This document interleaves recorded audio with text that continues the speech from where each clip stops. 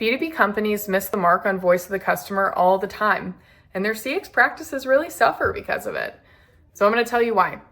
So the whole point of doing a voice of the customer study is not just to understand how you're performing with your customers, but it's also to understand what are the specific pain points that your customers experience that you can solve for.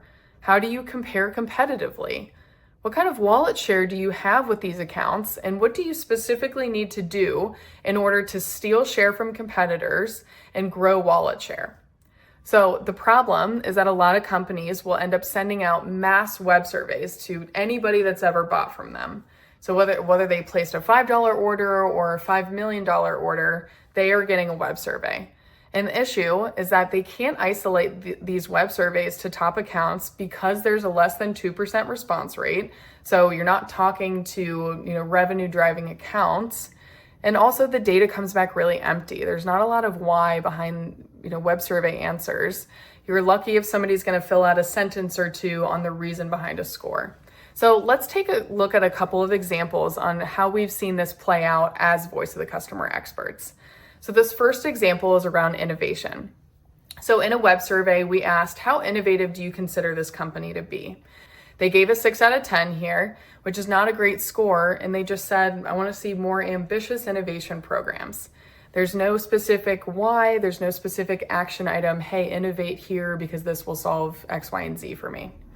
In the one-on-one interview, they said innovation again was a 6 out of 10 because they were slow to project execution. It took several months too long to get the quote, do the drawing, do the samples, and bring that product to production compared to the time it was taking competitors.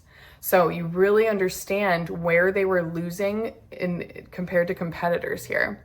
In the digital portal, we asked, what would you like to see out of a digital portal? Is that something you would use? In the web survey, they said, sure, an online platform would be desirable. There's no specific, yes, this is what I would use it for.